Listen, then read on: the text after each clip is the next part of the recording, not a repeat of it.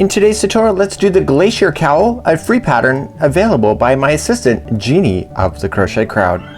Welcome back to the Crochet Crowd as well as yarnspirations.com. I'm your host Mikey. Today we're going to work on Jeannie's cowl, and she's used a brand new yarn called Caron Cakes, and this is a fabulous new yarn line, and I love the colors in the entire collection of the yarn cakes. So these are called Caron Cakes, and these are really quite fabulous. Now, a misconception that people have is that the color transitions between each other is cut yarn and then changed. Absolutely not. This is actually dyed, and the yarn changes color in the actual yarn strand. So they're not individual yarn strands that are cut.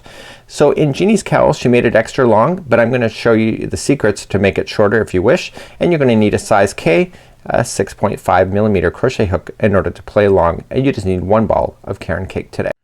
So let's begin to start doing the chain. So what I want you to do, you can either do a couple things. You can either do a foundation double crochet in order to get it, or you can just do some chain work in order to start it. And I think most of you are going to do the chain anyway, so I'm going to show you the chain version. So if you're just going to do the chain, I want you to chain 152. But if you want to change the size, this is what you just need to do. You need to keep it in sets of multiples of 4.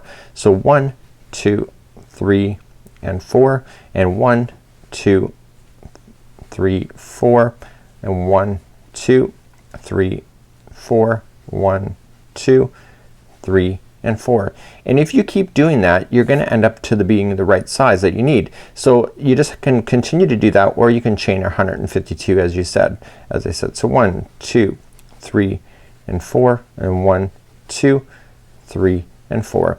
So by doing it in 4s, you can change the size instead of making it so long if you don't wish to be so big. So I'm going to do it one more time. So 1, 2, 3, and 4, and I'm just going to do a very small miniature version, and all I'm just going to do without twisting the chain, I'm just going to join it to the beginning chain like so with a slip stitch, and so therefore I'll have a ring like this. Okay, so that's starting of your cowl, and now let's move on, and I'm going to show you the first round. And if you've already done the foundation, then this round that I'm about to show you doesn't work, but it will be picked up in the next one if you continue. So let me show you this version instead. So to start, all you just need to do is chain 3. 1, 2, and 3, and I want you to double crochet yourself into the chain all the way around. So if you just grab only one strand, you'll leave 2 strands at the bottom of it, giving a nicer finish. So you're just putting in one double crochet in each chain going all the way around, and I'll see at the end of this chain as I move around, and I'll show you what to do from that point. And then for those that did the foundation double crochet, you can actually pick up from that point, and we'll continue along with today's pattern. So I'm just doing my very last one here, and there should be multiples of 4 on this, and I'm just going to join it to the top of the first one. So on round number 2, even those that did the foundation at this point, this is what you're going to do. So anytime you go to start a new row, this is what you're going to do. You're going to chain up 1, and the first one down, you're going to just go around the front post of this chain 3 that you'd started with. So wrap the hook, and it's a double crochet front post. Wrap around the post, and then just finish it off as normal. You're going to do the same for the next one. So just a front post double crochet,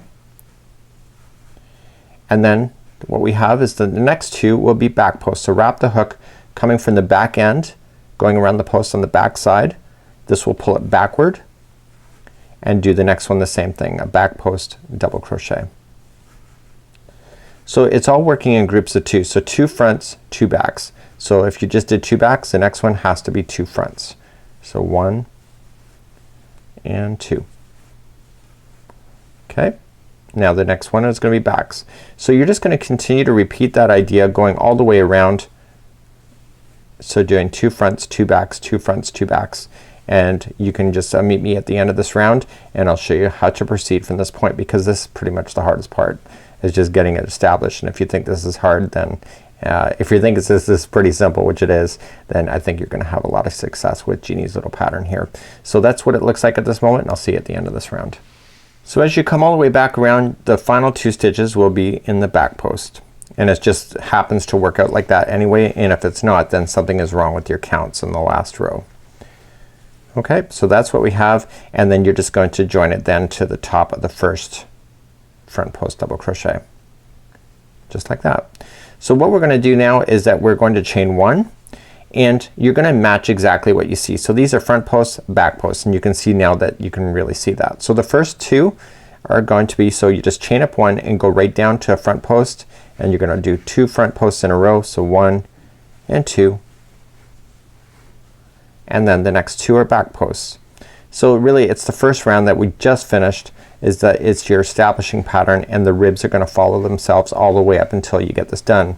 Now the color transitions you saw in Jeannie's example is right from the yarn ball itself. She did not do any color changing other than just using the ball. So as the ball changes color on its own, that's where you see the color transitions happening within her ribbed cowl, and that's all it is. So she's just matching everything, and as a small example that you see here on the screen, it's not as fabulous as you would see as a bigger example, but this is just the stitch work involved in order to make her sample.